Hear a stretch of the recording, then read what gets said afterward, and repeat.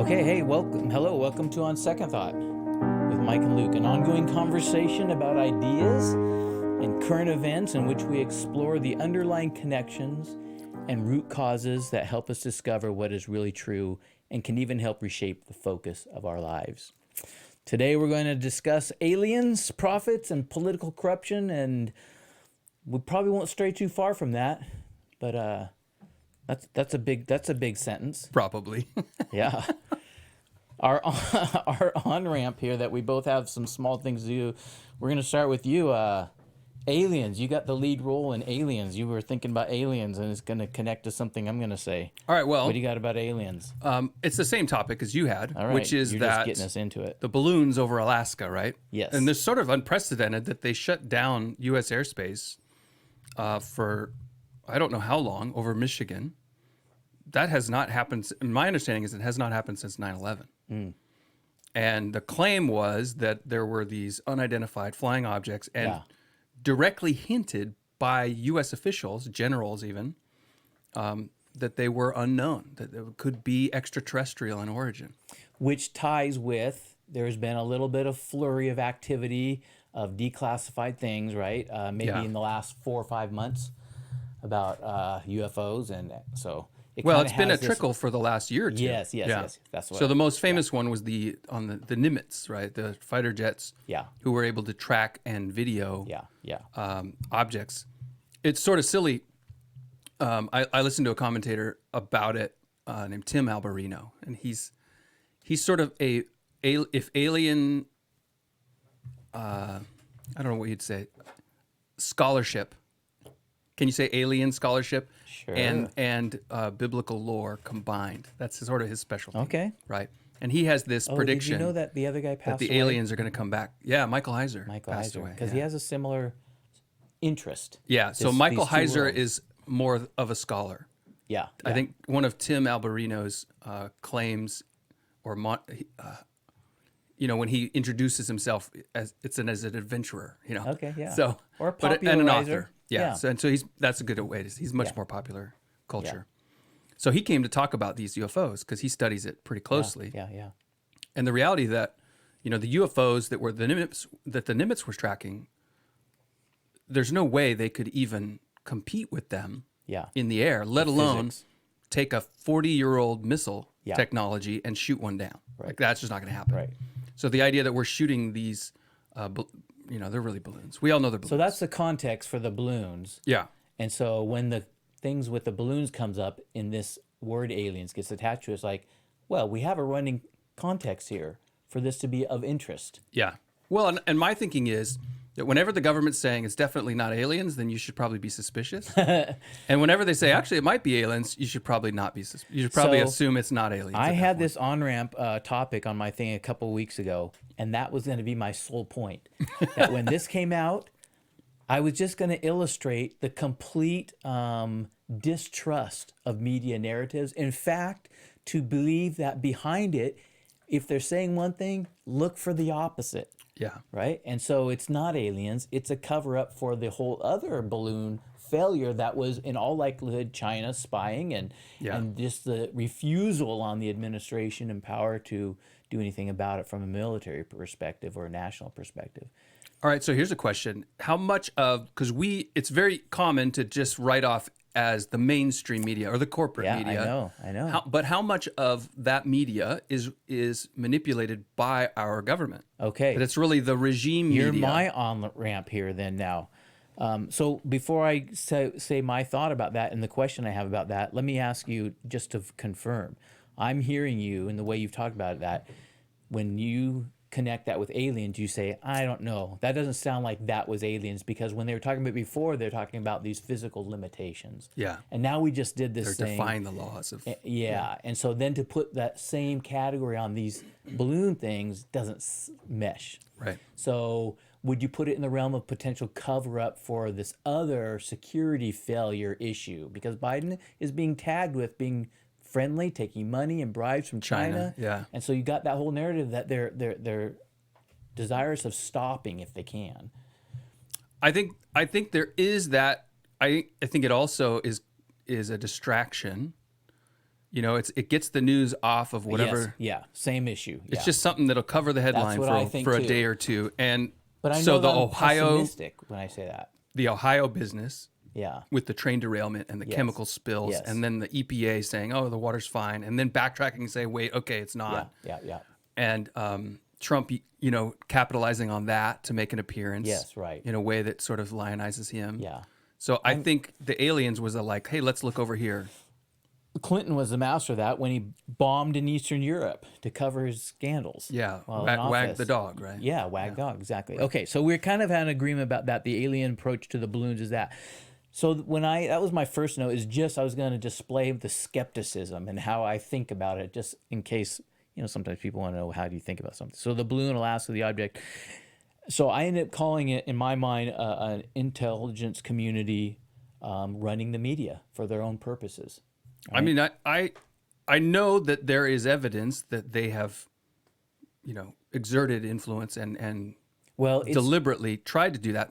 So here's my question then, and this might be jumping ahead. So tell me if you want to talk about it. But the whole concept of recovering the political process, if the intelligence community is basically managing not just the media but the election process. I think that's a good question. Let's do that. Let's just pause it for a second and go right to it after this first set of observations, because I think that's where it goes fairly quickly. If we were real scholars or journalists, if we were trying to be journalists and just not saying our own second thoughts about things, right? Then the amount of evidence that you could do a whole book on the people that are in the media as journalists whose origins are in the intelligence community. They transferred jobs. This is what happened with Facebook. So much so we all read the whole thing. The FBI, former FBI people had their own entire channel of communications, Right. you know, because they're now Facebook employees. And so they have infiltrated. Facebook or Twitter? Twitter, I'm sorry. Yeah. It was FBI on Twitter. Yeah, Yep. right. And so the intelligence community has infiltrated the U.S. media channels as a propaganda. They have... I think what they began in Vietnam in the PSYOPs warfare in Southeast Asia, they then turned on our own. They're at war with us because war, says Sun Tzu, is deception. War is deception. And so they have taken over the media channels as deception. And they plant stories and they plant leads. So now what ends up happening to me is I mistrust any story. So here's the latest one. Okay. The latest one is the acknowledgement that the virus was from a leak from the Wuhan lab. Oh, right. Okay, you know what? And they're just pouring out all that. I mistrust them. Now, So what do you attribute their motives to in releasing so all I this stuff? think what they're doing is saying, let's give up something small to get something big. Okay.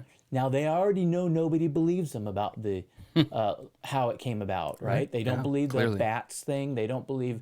Anyway, I don't know what the big thing they're trying to gain is, but I distrust them. I don't think they're suddenly being honest, Right. right? Yeah. They have an agenda. I just don't know what it is. My suspicion is it has to do with China. It has to do with something military and something that they are... Because what they're doing is they're creating a little bit of anti-China sentiment.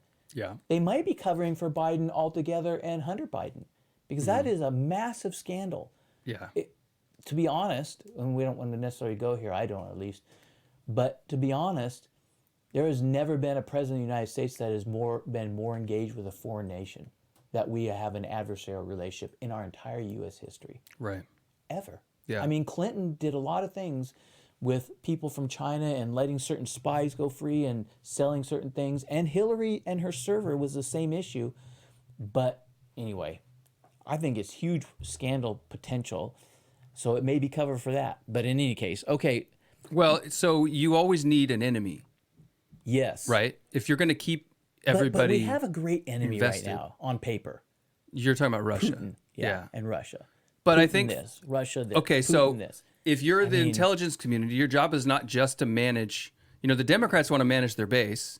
The Republicans want to manage us, base, right? Yeah.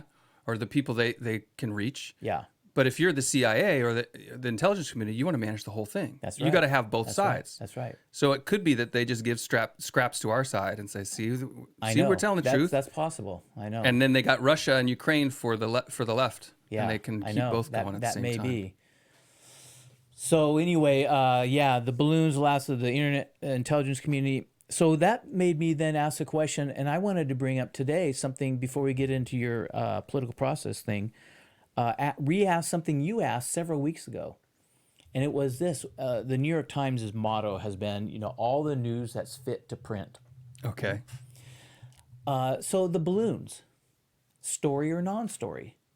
My assessment is the first balloon, story. We have a security Yeah. breach. Story bigger than that is there's a lot of balloons up there. There's a Right. lot of things security wise. Now we send things over too. So there's a big story there about how the nations interact.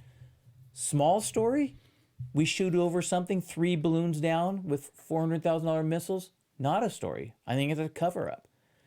Well, But who says which one we should pay attention to? Who's determining what's important? So this balloon thing, I put it on my list 3 weeks ago, 2 weeks ago, right before you left for Asbury, right? That was Yeah. going to be the thing. When we got here last week and we ended up talking about Asbury, I looked at that note and said, I don't even care anymore, yeah. right? So why did I care for who says what's important? Yeah. How are they keeping us distracted for that time? And why do we believe them? Do we and then the question is, what categories are used to determine what is fit to print? Or let's just say who prioritizes. What's an important story? One of the things I noticed about Asbury is I was watching, so I read, I don't know, half a dozen to 10 different political things. Each day I just check in and see for any latest comments, right? Sure. I was interested to see when Asbury would show up, if it would, because I could find it right away on Christian sites, Sure. right? And then eventually I saw Tucker Carlson said something about it. Eventually I saw the Federalist Society said something about it. I saw some of the things I look at that deal with, in a sense, they noted it, right? Right. So it's like, but they noted it a week later. Why? Should they have noted it earlier? How do we determine, and this is really actually a question, and you can tell me what you think. How should we be determining what's important news? How should we as a citizenry? And then secondarily, how should we, if we're a Christian? Well, so 2 things. It sounds like you're just describing the role of the editor in chief.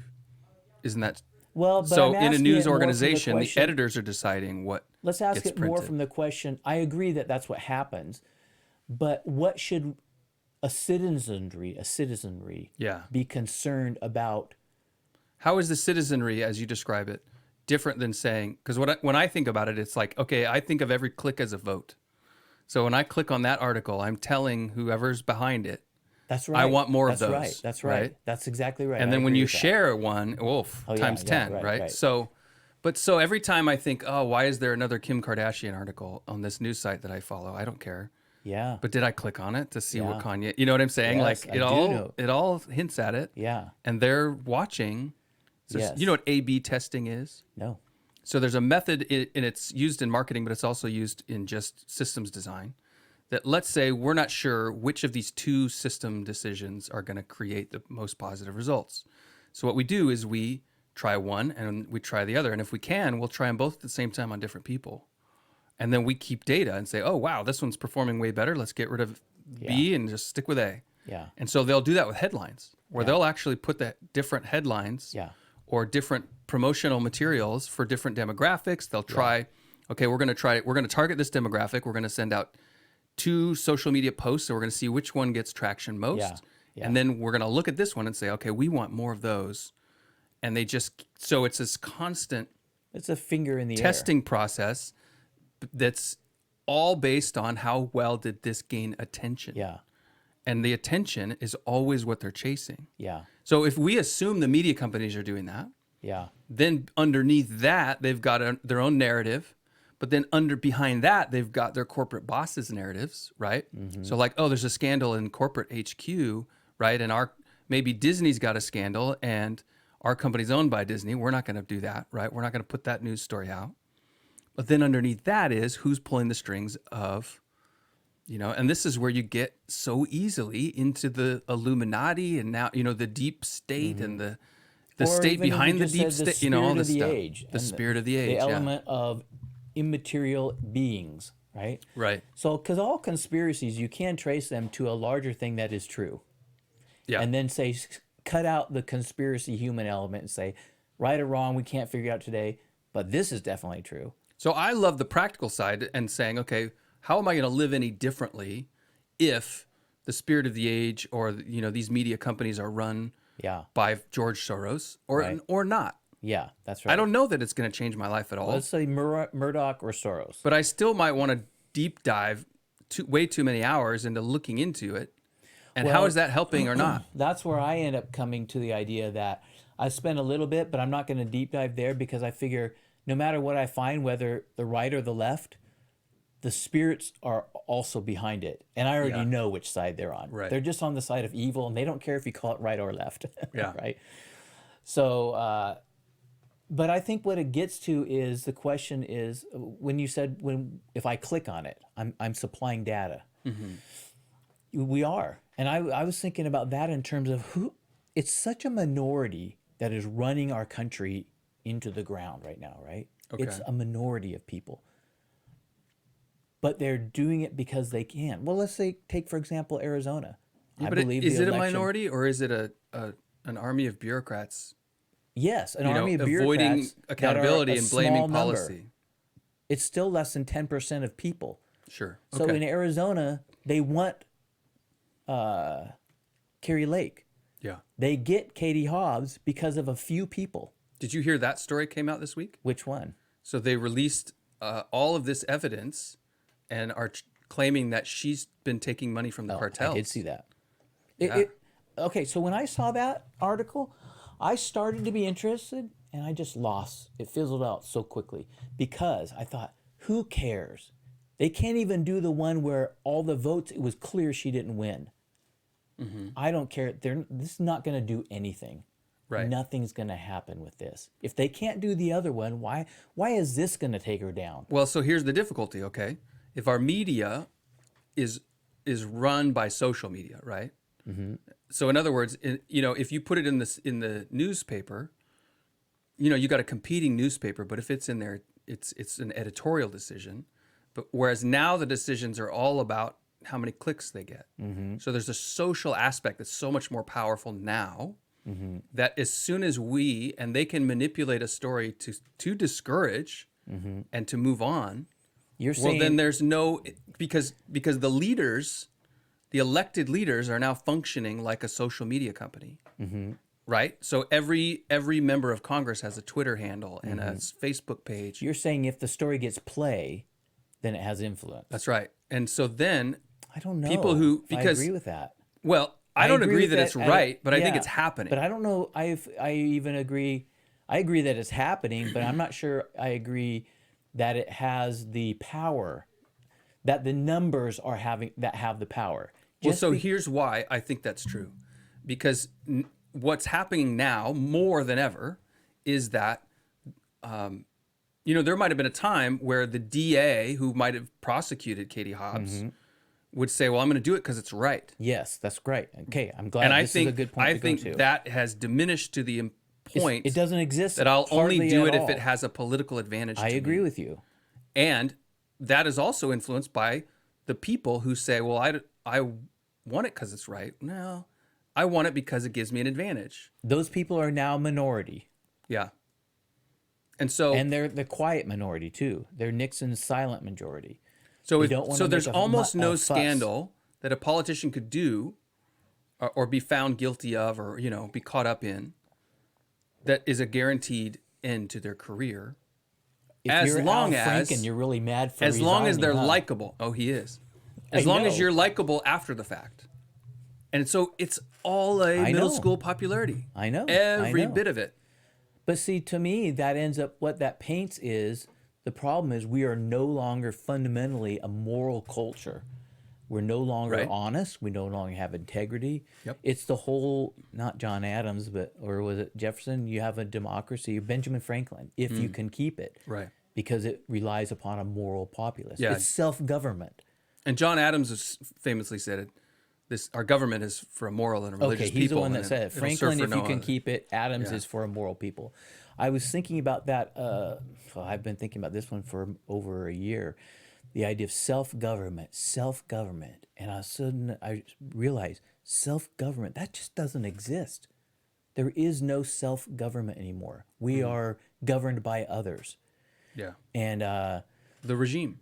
it is a regime, but it's not just, it started out more innocently than it's a regime now. Yeah. But what it started out in, and I was trying to think through this, infrastructure as we grow. So we live in a city and it has sewer. Yeah. It has electricity. In other words, we've built something that you can't, you can go off the grid. I mean, you can go completely off the grid, but you're an oddball and you exit yourself from society, right? Other than that, Not you just necessarily, but can't. you are taking on tons of burdens Yeah. that living in a town I just don't have to care about. Yeah, that's right. Well, even in a small town, we live in a small town. We don't have to, infrastructure requires of us, you can't do self-government. The framers, I was thinking about this, the framers of the Constitution, when they set up self-government, this thing, right? Their whole life was by self-government. Very little infrastructure that they had to rely upon. I mean, maybe some roads, but even roads with horses, you could go around a road. Yeah, but a city is still a city. Okay, but there was a lot less in the cities of their time than there is now. Just you're saying technologically. Technologically, which is the infrastructure piece. We really can't function. Here was my question in that sense was, is self-government even really viable? Because we don't. Well, It's so impossible to govern yourself now. If so you want what electricity, I feel like what we're moving and toward cell is phones. is an inflection point of, are we headed toward the French Revolution? I Right? agree Where with we that. say, well, we accept reason and not God, and then what you get is The revolt. brutish violence and then dictatorship. tearing down the perpetrators too. They hung them all. Right. Well, but what I'm saying is the end of the French Revolution, because I've heard a lot of people say, well, we're mirroring the end of the Roman. Yes, that's been said Empire. for quite a lot Right. of time. But what I heard someone recently say is it's not the end of the empire, it's the end of the republic. And now what we get is Caesar. Yes, that's right. And so every president becomes more significant in everybody's emotional life. The end was a very long process. And in fact, the East still exists today. Rome is, Oh, right. Yeah. it's East-West. The West died a quicker death than the East, and the East still, in some senses, has a form. And the Ottoman Empire was a more significant one, but that's gone. But it still has, like the Eastern Church is still, it's still a thing. Right. Right? Yeah. There's still some remnants of that. Well, we're getting far afield here. Okay, let's do the other one. Well, but I've got a finishing thought on Okay, this. yeah. Okay. And that is, if you tracked through presidents, right, just since I've been paying attention to presidents, Yeah. which would probably be George H.W. Bush, right? Okay. I have vague memories Yeah, in my childhood of Reagan. yeah, Every president not only matters more in the sense of how much power they have, the executive branch. but has how much grown. more they matter to their opponents. So if you think of Clinton stirred up a lot among did. conservatives, but then the hatred that Bush got, Bush too, right? It was like this sort of like, wow, they are really after him. He called him Hitler. Yeah. People so forget that. Then Obama ramps it up further, and then Trump takes it to 11, Yeah. and now Biden is almost a non-entity. It's this weird headless horseman He's now. completely despised by half But of the despised by populace. most everybody. But he has almost no power that you can I know. tell. So He's that a it becomes weird this one in headless that. institution. Yeah, yeah, that's right. And so then you think, okay, like I was right. I was making a joke because my dad is this diehard Trump, right? Okay. So I said, Dad, I'll make you a T-shirt. It says Trump for Caesar, right? Ah, okay. And my liberal brother and his wife thought that was pretty funny, right? And I thought it was funny too. I don't know if my dad laughed that much. Yeah. But the idea is the Which, love that ironically, Trump people have We should is on say, the lines in with that. defense of him, he had the opportunity in COVID to do something, and he chose not to. Yeah, yeah. He restrained himself. He did not do what his accuser said. But so part of what the charismatic church did under Trump is invested in him this sort of like prophetic Yeah. God's chosen one. Yeah, yeah, yeah. But they didn't do. I've never heard them do this before. And so these people were saying, God told me Trump's going to get reelected. Yeah. God told me Yeah. he's going to serve again. And then when Yeah. he didn't, Yeah. so my dad is sort of holding on to that. I think a lot of people still are. That is going to be a second. That this is God's will, so therefore it can't be thwarted. Yeah. Which the whole but that serves then into the election integrity question even stronger. Right? In what way? Well, because if God said he would get reelected and he didn't, well, maybe he did. Oh, You know what I'm yeah, saying? Yeah. Right? What I hear that as the interpretative game begins, Yeah, right. which Yeah, prophecy is notoriously difficult, even when it's limited just to biblical prophecy. Yeah, let alone And- Nostradamus. How many Yes, times has he exactly. predicted everything? I mean, the disciples themselves had difficulty. Think about this. I was just reading today about John. Who are you? Who are you, John? Yeah. I'm not the Christ. Are you Elijah? Are you the prophet? No. Right. Well, Jesus ends up saying he's Elijah. Yeah. So you have, it's a strange world. Okay. Have we talked about the second Elijah? That I think Elijah. Because Jesus says, mean the- if you will, he's Elijah. Yeah. But there was a lot of the prophecies about Elijah that he didn't fulfill, and that maybe Elijah will come back again. So you're talking about the whole revelation and the two prophets? Yeah, maybe. Yeah. I don't know. No, we haven't really talked about that. And Maybe maybe not today. You know what? It would be great if we had a larger conversation. You know what? I'm wondering if these podcasts might begin slowly to kind of center, if we develop the skill of, like, I think which we've done today, several things, and they kind of line up a little bit, right? Yeah. But a future end times prophetic thing would be a great I'd have to do a lot more overarching- studying. I haven't Yeah. studied that enough. Yeah. Okay, let's get back to this thing. So categories, is it recoverable? Let me ask this question. I actually had the question before, but I don't think it's a real question.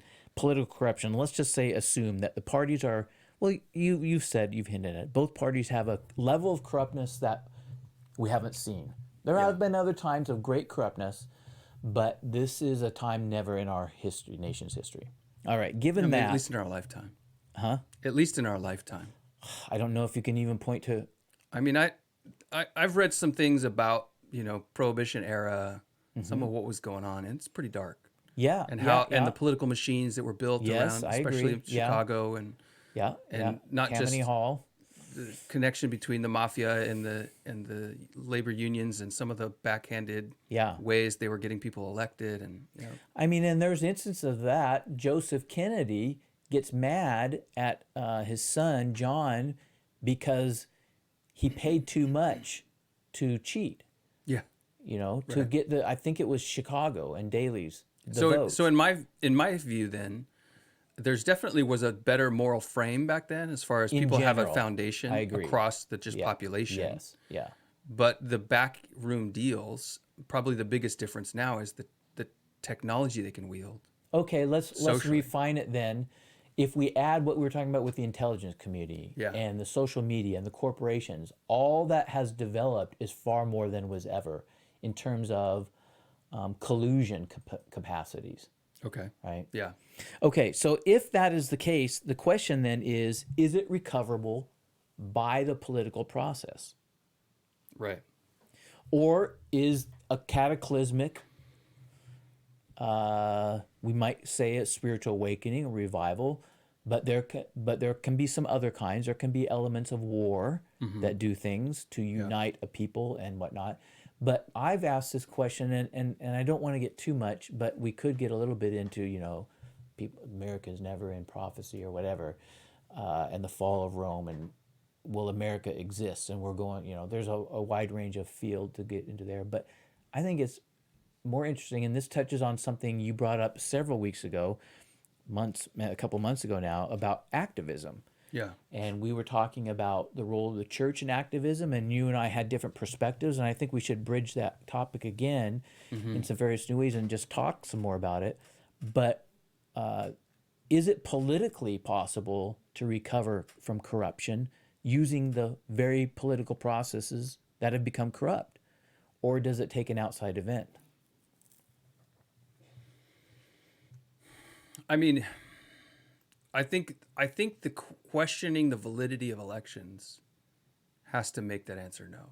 If The answer being that's not recoverable? it's not recoverable, because it's a huge question, It is a huge right? Because question. I'm going through in my mind. I'm thinking, okay, just since the election, the 2020 election, I and a number of other people I know have sort of said, oh, we need to get engaged in the political process. Obviously, it's broken more than we realized, but I now kind of think it might be broken more than there's anything we can do about it. Like Yeah. playing the game according to the rules isn't going to work if the other That's right. side doesn't have rules. So if you do better, if you play the game harder and better, it doesn't matter if the rules.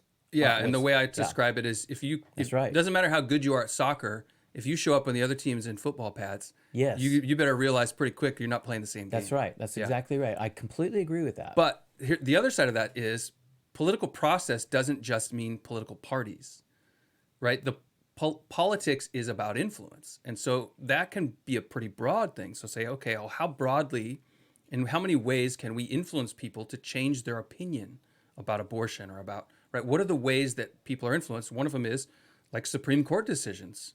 When the Supreme Court decided that gay marriage was a thing for everybody, tons of people just said, oh, okay, right? I didn't think so, but yeah, that kind of makes sense. And they just go with it, right? Yeah. Whatever the laws of the land are have Yeah. an influence, Yeah. but not a primary one.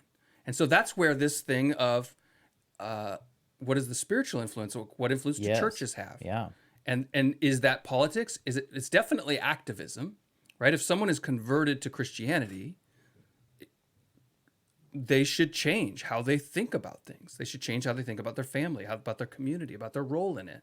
When they go to work, right? It should apply. The Bible really clearly lays You're that using out. activism in a broad sense. Well, I'm saying I think activism is how are you trying to change people's minds? Okay. Right. I'm good with that. Yeah. But that's a general And so broad that's beyond definition. politics, but it affects Yes. politics. Yes, I agree. But I think our problem is deeper than politics. So to say our solution should be deeper, I think makes sense. Well, that's why in my notes, when we first broached this subject, and my reflections on things you were saying and thinking about it and whatnot, I ended up putting in my notes here that you've seen for a few weeks now, the activism of quote Jesus is Lord, kurios, which was a challenge to Caesar's title. Right. And so that reflects a little bit of what you were just saying, that the gospel itself, in its roots, is a challenge, an active challenge to the reigning narrative or story, Yeah. the reigning government, or, the whole idea of Messiah. The governments shall rest upon his shoulder. There's rulers and archons and overseers and lords and whatnot. And these Wait, are what human. are archons? Archon is the Greek word for ruler. Oh, okay. And so and in the New Testament, you get these words that are loaded words, and they're sometimes referring to people, but they're also referring to the entities behind them. Yeah. And there are passages that it's unclear which one is in store here. Right. And probably both. Probably both, How they work together. Prince of Persia. Yeah, the Prince of Persia. And, well, the big one is that the rulers, if they had known the Lord of glory, they would not have put him to death. Well, we're talking Roman and Pilate and Herod, Rome, Pilate and Herod, right? The rulers. But it can't be just that, right? The idea of rulers, they've known there was something bigger there, Yeah. So it's the way they both. But so I agree with you that influence, but that's not necessarily been the way things have worked in the past. I mean, when Rome did fall, even though it was generational falling, it didn't reverse itself, right? Oh, yeah. It didn't. Are you saying no amount of revival would rebuild Rome? Well, no, revival could, but I question whether the political process does. Yeah. One of the things I've thought about is, I think it's interesting, and I've made the statement, and you can push back if you think it's inaccurate. We drift left, we never drift right. Yeah. I don't You know have to go right by big steps that are purposeful, and then you always start sliding left again. Yeah. We all do, actually, not just people we disagree with. We all slide downhill. You don't slide uphill. You have to fight to go uphill. Well, so I'm thinking, okay, in my personal life, if I want to make improvements, right, in my fitness or my mental that's health exactly or my marriage, right. it can be slow increments. It's not going to Oh, slide. you can gain ground slowly, Yeah. but you have to work for every step. Yes. Right. Yeah. You can lose ground really quickly without doing anything at all. Yeah, that's true. It's really fast. Yeah. And I've applied that to the left and right. And the only reason I don't like this analogy that I've said before is because it has an implication that the left is bad and the right is good. And I think that's a little unfair because some of it, at least in an older world, there was just some difference of perspective. I might disagree with should the immigrants of the world be cared for through government activities or through private parties? And I think there's room for somebody to differ on that. And I don't want to call one bad and one good. Right. I might have an opinion and I think mine is better. So you're saying if the government medical system of England, Yeah, that right, you could yes. disagree on that and be Christian. Yeah, yes. But to think that transgendering your kids and doing surgery, that's just plain evil. Yeah. It is not a thing that we can differ on and just say, you've got your perspective, I'm okay with it, I just don't agree. Do you know what the Overton window is? Have you heard that term before? That's what I think of is if you were going to take the left-right spectrum, right? And we've talked too much about this maybe, and said, okay, what's normal in America? What we've seen is the range of normal, outside of which you're kind of considered extreme, has shifted over. It always moves left. So if you're bouncing back and forth within that, saying, well, I just want to be normal, right. you're going to be more left now than you were 10 years ago. And there's a lot of data for that. Like it's just really That's clear. the meme of Elon Musk. Yeah, right. Where he was, and now he's right. He's far right. But he goes, I have not fundamentally a different belief system. But the other part of that too is that when you reach those extreme ends of the spectrum, far outside the Overton window, you're just way out there. You also use extreme language. And so you see that inflammatory language getting used more commonly now because of the extreme sides that people land on. Give me an example. So, well, anti-fascist is the classic example.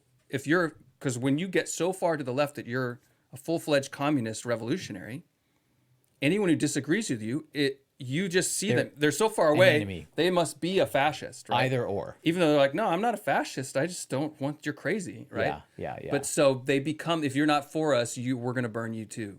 Because if you're not willing to burn this corrupt system down, then that means you're supporting it. Right. And that means it's a fascist system, therefore you're a fascist. Yeah. And so the extremes will always use extreme language. But what's happening now is that extreme language has become so common. Someone like Elon Musk, who, if some rando on the street said he was a fascist, well, what does he care, right?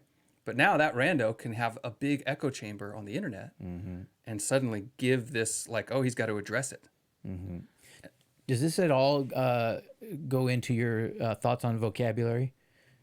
No, okay. no, that's more purely educational. Okay, let's hold off on that then. Okay. What Next do you time. think about if it comes in here, because you're talking about words and the role of words, and I agree. What it reflects then is, everyone's used the idea of polarization. We have more polarization than we had before, but I'm not sure. I think that's going away. I don't know. You think the polarization is decreasing? Oh. Because I think the left is winning. Oh, I see. The right is becoming marginalized. I don't know about that. And Christians are becoming marginalized. Because I think if you see like DeSantis, his popularity is on the rise. I agree. His victory was pretty stark. And there you can point to different things, right? There are a few states now that are going to pass laws for no voting, ranked choice voting, because they see it's destructive. And diversity and equity inclusion. No, we're not going to do, or I guess we're not going to have that being taught in our curricula, or we're not going to have our state's funds are not going to be supported by ESG capital investments. Right. Okay, so that's voices are being raised, right? I agree with that. But there's also more people calling for a national divorce, split up the country. Because I think we in Oregon are more on the fringe. But I know several people that are just moving east. Okay, right? wait. Tennessee Trail. That's right. It's like the Oregon Trail in reverse. 30 seconds. Do you really think part of Oregon will become Idaho? Or that they'll make a new state of California? Well, so here was why, because my initial thought was no way, right? How can it practically? They don't want to. But here's the thing. In the same way that All the states have to agree, or like a majority of states. It has to go. to do the split, Yeah. Oh, I to don't know add about a that. new state, to change a state I boundary. just thought the hurdle was if Oregon legislature is the hurdle, right? And obviously I think they still have a supermajority. Maybe they lost it, but they still have a majority, the Democrats. But here's the advantage: if you take almost all the conservative districts out of Oregon and make Oregon super blue, they still have just as many senators. They still have almost the same number of Congress people, so that they're going to have still a significant budget, but now more power. And so I think to them, versus all those districts in you're saying Oregon the that California join issue could be Idaho, different. we trade a decrease in power on a national scale. We don't get more conservative senators. We hardly get any because it's not a huge population shift. You have to bump Idaho so much so to get another senator. And most of Eastern Oregon is federal land. Yeah. So maybe there is a little bit of a different one there in the Oregon Idaho one, but the California one, I think there's absolutely no way. They're not going to let go of 17 senators and reduce from 39 or whatever it is. Congress people, yeah. Right. in the congressional pool of the state, because it's run by the liberal But side. I don't mean I when I say national divorce, I mean actually separate countries, like a full, which would I think precipitate a full-scale civil war again. Yeah, I don't think that's going to happen. You can't have this. Gets back to the idea of self-government. I'm questioning what can be done in a context in which we are reliant upon an infrastructure. We can't get rid of it. We can't get away from it, and we don't want to. Yeah, but infrastructures fail. I mean, I don't know if you've I seen what's going on understand. in South Africa, Oh no. but they have power half the time. Their Oh, roads are faltering. well, that's happening in California. It's just falling apart. Yes. And so then your industry falls apart because you can't have factories if you don't have power. But And so now okay, you're back in the Stone that's Age. not going to lead to self-government. No, That's it's going to lead to chaos. anarchy and tyranny. That's right. So But that's what I'm saying. If we're the not spirit gonna of the age is that's what it's driving toward, is let's get this America out of the picture. You break them apart, you hollow them out. Okay, so the national divorce thing, or those things, the states passing certain laws. So there's chatter from the right, and I'm not saying that the chatter's disappearing, and maybe it's even growing a smidgen, right? But I still think when we have the story about cheating, that when you're saying they run two headlines, which one plays better? The only concern is which one plays better, not what's right. Correct. When that has gained ground to where everybody does it that way, that's an overall decline. That's a loss. That's not getting better. It's getting worse. Right. So the moral degradation, and I'm not talking degradation just in terms of the atrocities happening, especially to children or to babies, but the overall lack of desire to even be honest, or the post-COVID working. I mean, even working and the handing out monies. And I just saw Oregon is going to do $1,000. There's a bill before the Oregon legislature, $1,000 a month to homeless people. Right. Things like that. There's an absurdity about that. That's not sustainable. That's $1,000 of heroin. That's what it is. I mean, that's exactly what it'll So be. that whole mentality, I don't see diminishing. I see it only growing. Yeah. And so that leads me to, I personally don't think, I think we've passed some kind of line where we're not able to recover by the political process. And I agree with you on the voting. When you can't trust that, it's over. So I read in here's a thought, and that is that the political process serves a function in what I see as the only possible solution, which is a spiritual awakening and return. That's to God. what I think too. And I think what the political process does to serve that is serve it or results from it. No. That what the political process does is it creates the angst, this unsatisfied desire for something better that then is resolved in the presence of God. Yes, I agree with you. And so the more I engage in politics, the more I need to pray. Do you know what I'm saying? It's like, man, this is so overwhelming, and there's DeSantis and Trump and whoever, it's not going to fix it. I agree. Especially if the people still don't want righteousness. That's right. That's exactly right. So I've been thinking about that in terms of what what we have in terms of scripture and Bible, the description we have that's supposed to last through the ages to tell us about what God's going to do and he's doing, places the church in a context in which they have no power. In fact, they're hated. Yeah. They are blamed. Augustine writes a famous treatise to say, we're not responsible for the devastations that have come on Rome, the Christians, because that's what was being said. Yeah. And if you think about it from their perspective, they're consistent in their belief. Because they left their gods, and now They disasters left their come, and the gods. gods were supposed to protect them. And it's your fault. Yeah. You were traitorous to You the said it was gods. the God of heaven and earth. That's right. Not Diana and Corinth is suffering. It's your fault. Right. So that is the context in which the church is born. It's not a context of cultural, okay, let's go back to the other thing we were talking maybe off camera, but I think we probably both agree that the observations of a pre-time when Christianity was in favor, maybe there's a mid-time when it was somewhat neutral, but it's very clear we're in a time and it is increasingly adversarial, right? Culture is against. It's against Christian faith and the values, so much so that if you stand against something you consider evil, well, and this gets all the way back to your church discipline that what is it when you're outed? When you're canceled is church discipline. Oh, yeah. That function of the society as it degrades, they need to cancel if we don't agree with the approach to mutilating your children. Right. If we even use the word mutilating, then we're cancelable because we're a threat to the society, right? Yeah. So we're clearly moving in that direction. We've crossed a line that we haven't had, it's probably not been in our country. I don't see any way that can be recovered without an intervention by God, because that gets all the way down to basic spiritual level issues.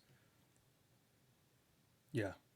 Well, so maybe this connects to what we were talking about. We hinted at a little bit last week, or last episode was prophets and shepherds, right? That in a neutral or in a positive culture, the role of your minister is to care for you as you walk out a good life. But in a hostile world that hates God and all that he represents, then you need that, but then you also need like a warrior who's going to come and help you learn how to wage war in a spiritual environment that's hostile. So this gets back to all the way back to our thing about the church and activism, and we were having some difference of perspective. And so what you're identifying is there that the prophetic role may be a more proper role or needed role, how about that, in an adversarial culture, because you're having to stand against, and almost like John the Baptist might be an illustration, right? He says to Herod, it's wrong for you to have your things. Does that play out? Or Elijah. With the consistent, I think Elijah is even off too. The problem I have with both those as illustrations, as healthy illustrations, is he's speaking to Herod, who is already supposed to agree with him. Right. They're in a Jewish culture, and Herod knows and agrees with John. And Elijah is speaking to the prophets of Baal, who are a part of Israel, actually. Yeah. They have just added Baal worship, and so he is able to appeal within this covenant format, and we don't have that today. Now, this is the disagreement we've had before. Is like, if every nation, if every kingdom is subject to Christ because all authority has been given to him, then he has the authority to call every single culture. A covenant, though, or is subject the same? I don't know why a covenant's required. Because the gods of the world still have the nations; they've not been taken as entities. Okay. I think when he says they're subject, what he means is that the gospel comes in to steal the people. Okay. Not to transform the governments of the earth. Only by proxy of the people being changed. So he says Israel is mine. Right. And all the gods of the nations, leave them to their gods. I'm going to take Israel. The gospel comes, he goes, okay, now I'm taking everything else. Right. But those entities they've not lost their place in leading the nations. So I don't interpret that to mean I'm now going to take America. It's like Israel was to me before. I'm now going to take England. I'm taking them like I had Israel before, and now I'm going to pluck off some of the nations and they're going to come under my covenantal care. I'm now your God. Right. Egypt or Okay. So why England. not? Well, I don't see that in the New Testament anywhere. I mean, it just seems I like we're both reading the same sentence but coming to different conclusions. Well, I Because see if I what say every authority has been given to him, that would include spiritual authorities. And we wage war in the spirit realm, right, against principalities and powers and rulers in dark places. So I read both of those and I say, okay, we're waging war not just to take back people, but to gain in positions of influence that transform cultures, that bring them into the kingdom of Okay. heaven. But it's So still, it I is, see what you're saying. it is like the particle and the wave at the same time, right? It's the individuals who turn to God that create the wave, the culture that is God's kingdom advancing, right? Because Jesus says, if I cast out a demon by the name of God, then the kingdom of God has come upon you, right? That's how Yeah. the kingdom applies. So he says, all authority has been given me on heaven and earth. And what you're saying, interpretively, that should mean that all the rebellious authorities on the earth are now under Jesus, even if we don't yet see them under him. It's a call to them for impending judgment and a call to us to take dominion. Well, I agree with that, but that don't you think that existed in the Old Testament? God meant to display what he was doing in Israel so that the other nations would repent. He just wasn't formally secondarily. going after them. Right. Yeah. Yeah. He let them all go their way. I don't remember in Acts somewhere. Yeah. But now it's called all nations to repent. Yeah. And so I would say that's not just, and we don't just make disciples of every creature, every person, but of every nation. So we disciple I don't the take nations. it that way, though. You're taking it as the nation is a thing. Yeah. And I'm taking that of every nation, meaning the peoples in the of every nation, not necessarily. So the Bible treats nations as things, right? Every tribe, tongue, and language is part of the Great Commission. It's part of the Dominion Mandate. It's even the prediction that Jesus' return is awaiting the fulfillment of the call for every nation to repent. Yeah, I've never interpreted that way. I'm not sure if I would buy that. Do you know what I'm talking about? Matthew 24? Yeah. But what I'm hearing in that is not the same thing. That I don't see the nation, language, tribe, and tongue as things in themselves that have entities that are themselves things. They are just categories of people.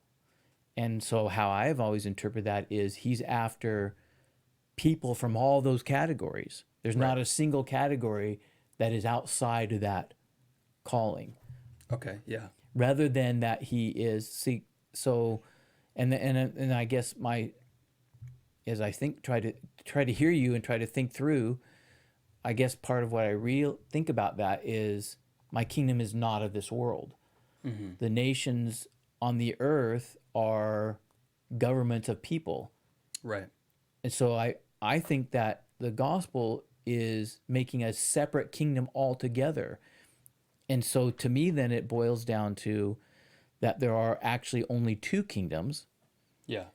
The gospel is the kingdom of Jesus and the kingdom of the world. Now, in the kingdom of the world, you have them separated into nations. He's not after any of them as nations. He's after taking out of the kingdom of the world that all the nations share together, any and every individual, and putting them in his kingdom. And that his kingdom does not share the boundaries of all the traits that are physical. So let me ask you this. Yeah. Thinking of conquest, and I remember someone was talking about how bad Christianity was because it was all about colonizing and conquering, right? Okay. And in my head, I'm thinking, well, yeah. But I see where it goes wrong and has gone wrong historically, right? But at the same time, it definitely is a conquering religion. Like that's what it is about.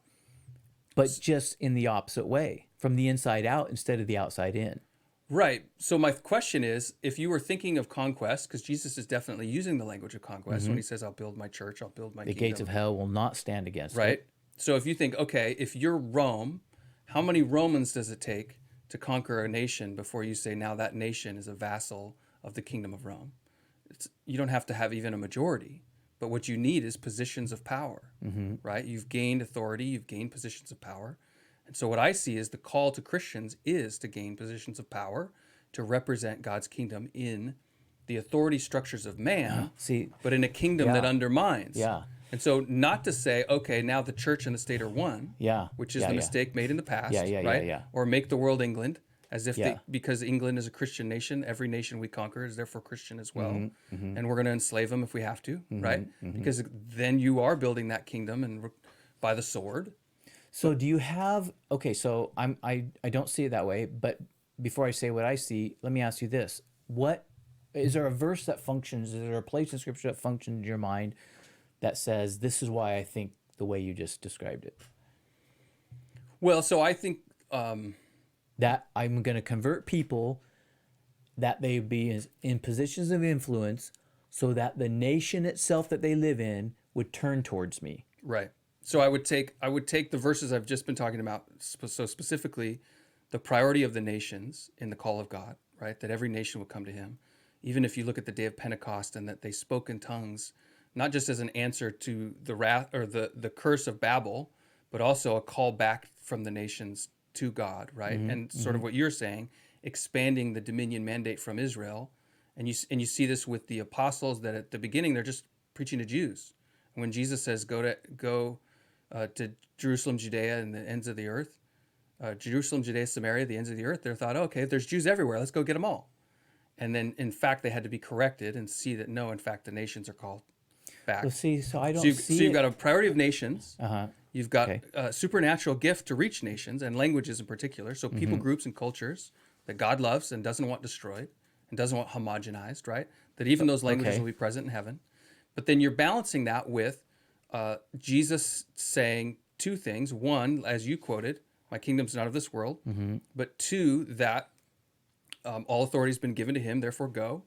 And then you mix in with that the priority that you see the apostles giving to preaching to Caesar, preaching to the king's household, Areas of influence. reaching these positions and Yeah. saying this is the goal. Yeah. And so when you see Paul's language of conquest in Ephesians 6, where he says we're putting on the armor that we're going to take our stand in the evil day against all of these spiritual forces of darkness that are running the world system. And then you go look in Acts and say, well, how did he do it? By accessing and declaring in king's courts, in courtrooms of judges, and right, he's accessing these positions of power to bring the gospel to undermine and make Christian this system. So, okay, I hear what you're saying. I differ. And here's where. Yeah. When you said the dominion of Israel, I agree that Israel was given some kind of dominion, but it was limited to itself, not over Right. the nations. Yeah. But there was still nevertheless a dominion given. When you said that, what I heard you say is that in the gospel, that same dominion Israel now is given to the church. Okay. And if that's what you're saying, where I would differ is I think it's given to the church by similarity, Yeah. but not the same. Because Well, Israel, the church is not meant to establish a government right, that would create infrastructure, right? nor take one over. That's what I would say too. Yes. Nor right. nor make. Well, I heard you. What I interpreted from you is that the gospel is supposed to come in, convert people of influence spiritually, so that they might exercise their new lifestyle as salt and light, and change a government Yes. towards righteousness. Correct. So that's But where I the differ. kingdom of God is bigger than the church. I Right? agree So with the that. church is not to establish its government, right? Or to, say, well, the Pope has rule over the nation, right? But rather that Christians in God's kingdom are to seek positions of influence in ways that would lead people to the right, to the good, and therefore turn a nation toward good. Okay, so I agree with that statement, but I would rephrase like this. Christians have a calling to live out God's life in their sphere of life. Some of those people have gifts of leadership and they should live it in spheres of leadership. And if they're able to do it where they have influence, they should. Others, they don't have that calling. Maybe they are, I don't, some other profession that they have giftedness in, and they're to live out in that profession. So I see Yeah. that as a vocational description rather than a gospel strategy for taking over the Would nations. you agree that every Christian is called to share their faith with their loved ones, their friends, their Yes. neighbors? Yes. Okay. In a small scale, that's exactly what I'm saying. Mm-hmm. Because in so doing, if I can convert, 10 But- households in my town Okay, to Christianity, I'm with you. then the moral frame, the But, spiritual but wait, health. I think we're differing then on the aim of it. You're saying it's unto that the city might become more righteous, or that the state might become, or that the government. I'm saying both and, yeah. Yeah. Yeah. I mean, in the all sense, three of those. because what I'm saying is that you're not just stealing them from the wrath of God and hell, but you're also stealing them from the dominion of darkness and establishing a beacon of light in your municipality. Okay, so this is where we probably differ then, or I'm not getting able to see this. I don't see where God's goal is that you might live in whatever nation you live in, or even city, that he was after changing that city. I don't want to use city because Well, the what about nation. culture? Well, Like we're talking about culture, the gender ideology that's corrupting kids, right? We want that stopped. right. Yeah. We want it stopped because, not just because it harms children. Well, Well, it is because it harms yeah. children. But we also the way we want it stopped is that both the government and the people would turn away from it and say, yeah, this is wrong. We want it to be illegal. And that's because we are in a country ruled by the people. If we were in a country ruled by a king, we would want the king to stop it. Yeah, right? yeah. Well, this gets to I have to think through the way you said that, because this gets to only to complicate it. How many things that God says are good is a government supposed to mandate is legal or not legal? Right. That is the big question. Because and the dilemma, without getting into like this question is easy and this question, or this topic is easy and this topic's hard. If we step back from that and say the dynamic seems to be external to internal, the more external, Okay. it's clear that to legislate this as wrong is good. The more internal, that becomes a gross error. No, I shouldn't have said gross error. It becomes an unsustainable, not really sustainable. Whenever it's tried, it's a disaster. So I would use an example. I was reading about John Calvin, Okay, right? And he was not just the spiritual leader, but the that's right. government leader. And he was filling the prisons with people who fell asleep in church. Well, okay, I didn't know that story. And he also burned famous slowly. one, Servetus. Yeah, right. He puts to death Get the Servetus. get the green wood so he'll burn slowly. So that is a good but then that's complicated because you were earlier stating, I don't agree with the church and state being the same. And that was in an era in which they did believe that. Right. That the church had the right to be the government. Yeah. And so then, but that's an example of which he dictated a difference of perspective. And even, I don't recall right now off the top of my head what Servetus' belief was. It may have been that he didn't believe the denied the Trinity. Trinity. Yeah, okay, that's what I was thinking. Even that, though, you're gotten inside of a person's belief and you're punishing them with a sword. You're making internal. Yeah, that's what It's I'm all supporting what you're internal saying. there. Yeah. And to me, that is fraught with difficulty.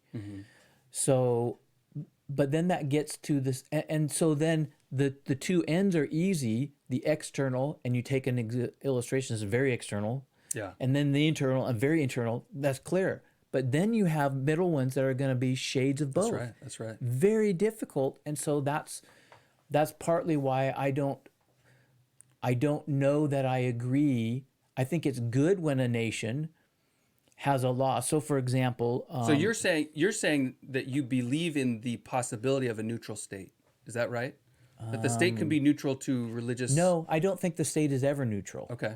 I think, what I believe is that I don't think the state is ever neutral and ever will be. I don't personally think any of the nations, I think they're all still run by their gods. And I think they will be till whatever the last battle is.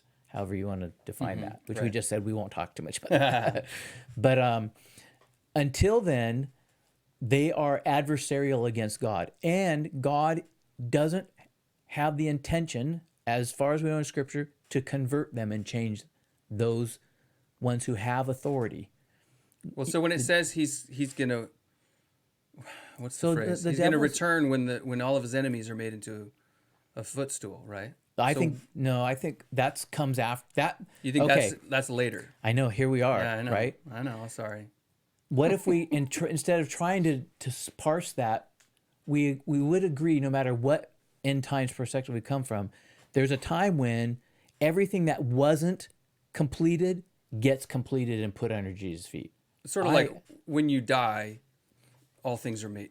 Everybody gets healed in the end, kind of mentality. Yes, we just don't know the order and when the end and what things take place, but we know the very end after it, this is what it ends up with.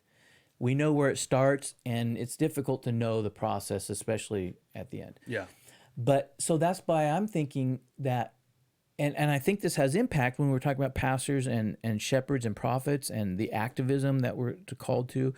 To me, I think that there's never a goal in the New Testament. When he says all authority is given to me, he doesn't mean I'm taking over from the gods that I put in place, the divine council that have rebelled against me. I'm not taking their jobs, at least not yet. And I don't think that's a time frame. I think that's the end. He takes that back. That's the final battle. That's the final thing. However you want to parse those details, we don't want to do today. Yeah. But to me, he never has a time when he says, okay, I had Israel, I illustrated this, now I've got the church, and I've taken 28% of the countries back. Right. And 28% of the gods are now, they're in the penalty box and they don't work anymore. I don't think that ever happens. I think he's, in revival, he's stealing from the gods their people. And then those people he stole, this is where I agree with you, in the nations run by the gods, they're doing it less rebellious than the gods would like. Right. So I have never viewed America as a Christian nation. Not that there weren't Christians in its foundations. Well, but what you're saying is that Christian nations don't exist. That's right. It's not that America wasn't. No, it's that that's there aren't right. any. That's the one that everybody thinks is. And I disagree with that. I think Well, I there mean, never England has been. calls itself a Christian nation. I know. So that's why I'm saying. Well, you can have. because that's the debate I hear. Constantine made it the state religion. Right. But I don't think it was. That doesn't make them Christian. I don't think God has any nations that are Christian. He has. There can be nations that have a lot of Christian people, and they veer as a country that are run by a false deity, but yet they're veered towards many righteous things. Okay, so here's a question because Yeah. we're over an hour, but Okay. I think this. I want to try to clarify this if we can, because what I hear you describing, I almost don't completely agree with. Right? You almost complete or don't complete? I completely agree. Oh, okay. Almost completely agree. Yes. Yeah. Okay. But what I'm describing is what I want. It's my ideal. Okay. Does that make sense? Versus do. what I see you describing is a prediction is. about how things will be, and that there will always Okay. be a tension, especially in the spirit realm, between the forces of good and the forces of evil. That there's no place that will be exclusively, just like there's no Okay. person Okay. who's exclusively sanctified and redeemed. Yes, right? yes. In the same way, a person is never perfect. A nation would never be perfect. Okay. But a person is in Christ. And so, to the extent that they're imperfect, Christ covers those imperfections and works to complete what he began, right? So basically what I'm doing is sort of extending out to say, okay, well, can my family be redeemed?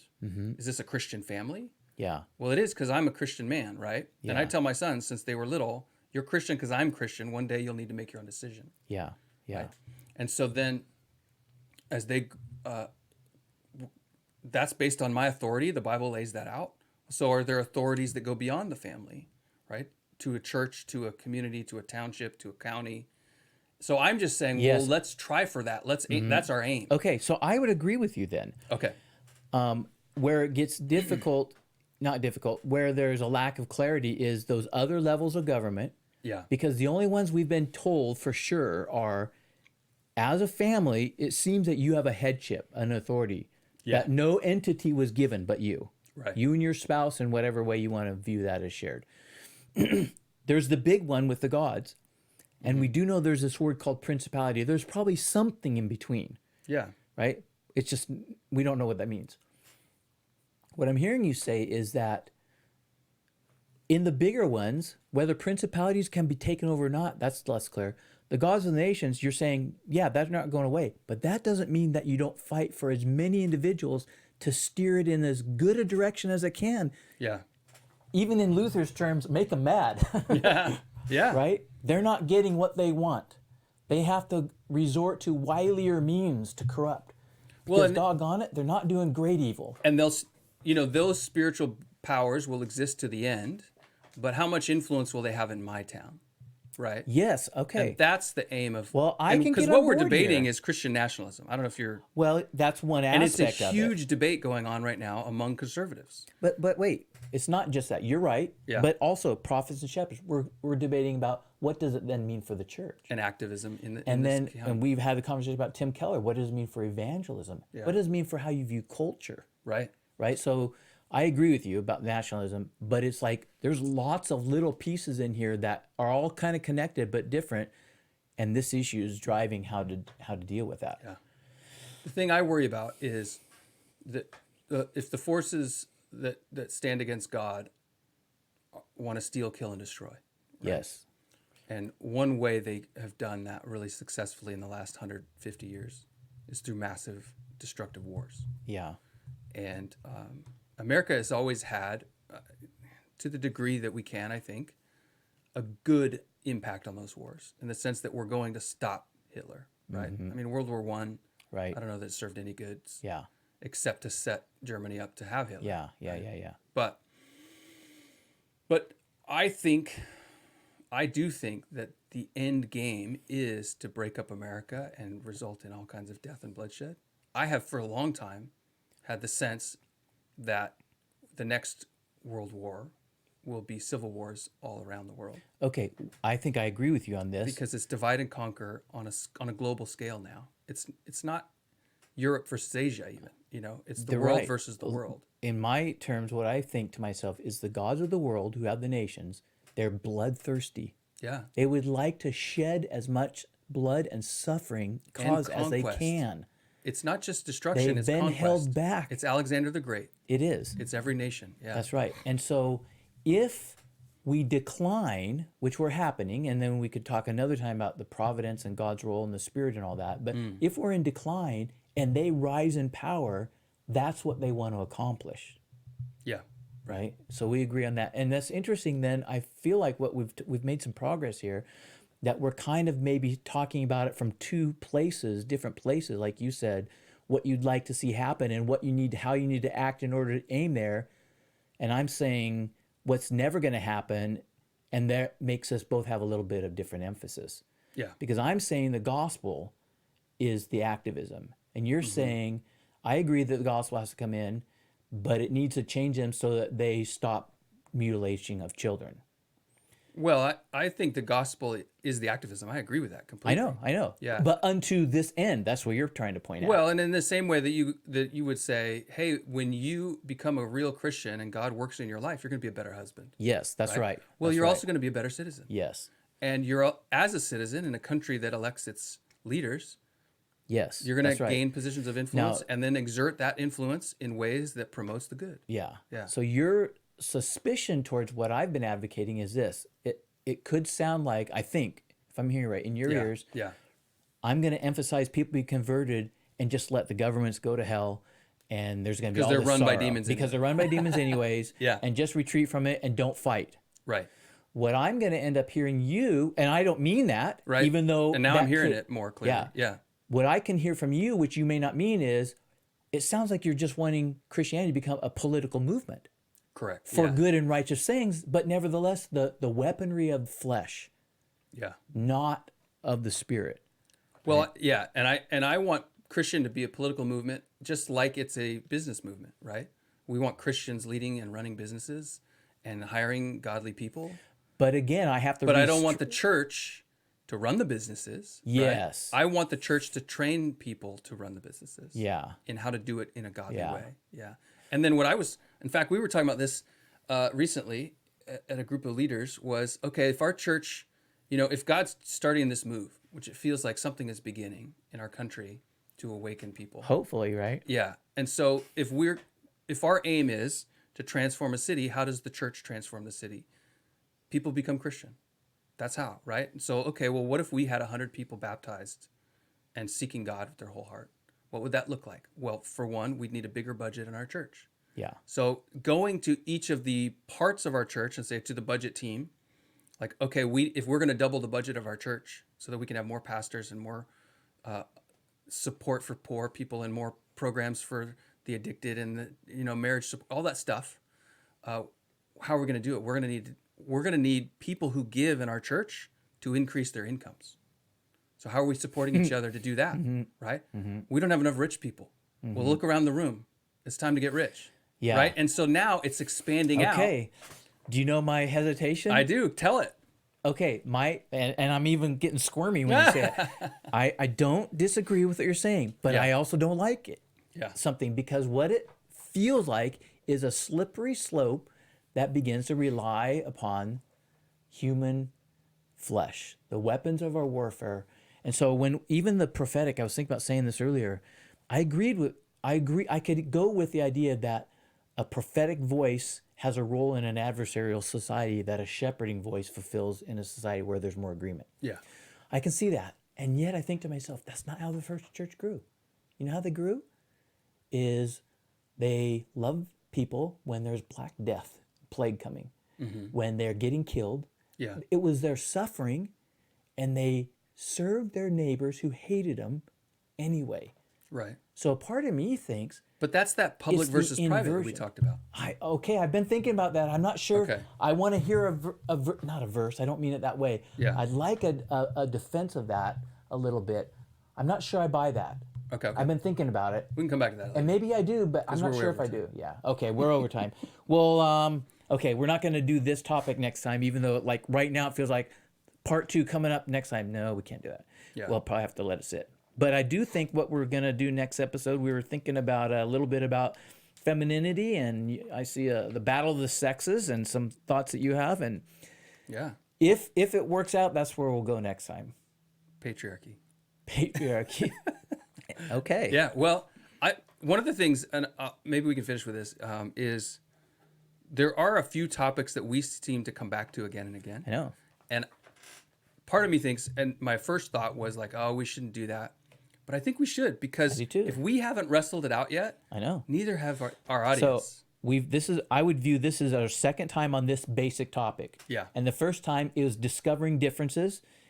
And at least I know I walked away trying to think, what is he trying to say? What do I really mean by that? Yeah. I think today we made ground, in my opinion. We're going to have to get to whether God wants us to get rich. Well, that is a good question. Or, yeah. It's a big can of I worms. sat here as we were talking, wondering to myself, is any of this driven by you and I, different temperaments even, Oh, absolutely. right? You're an entrepreneurial person. I'm a reflective person. Yeah. Sort of. Well, I mean, it's not to I say hear what you're you're not saying, reflective, but We definitely have different temperaments. yeah. And so does that incline you towards an emphasis in something? Well, I think the prophet shepherd distinction is a decent one between us. Okay. Yeah. We'll use that instead. Yeah. Because even when I was at Asbury and I posted a video about this, it was like, I feel like a war horse chomping at the bit saying, okay, when do we fight? Because like, man, we got to worship, we got to get full, and then we got to turn and do the work that God's called us to, and salvations and redemption and changing culture and influence and all this That's stuff. so funny. But I just hunger for it. Yeah. Right? Yeah. And it moves me along the other lines of shepherding and people and what can be overcome and their fears. And even last week when I talked about how many people are hurt. Yeah. Did you notice how much time I spent on how the Asbury stuff can affect the hurtness, right? Right. That's what I end up feeling. Yeah. So, Church is full of hurting okay, well, we went long, didn't we? But it was animated and lively, so I don't feel bad. All right. Well, if you're still watching, we appreciate you. We appreciate you listening. And hope you enjoy and makes you think. Yeah. And so we invite you to subscribe, to share, to like.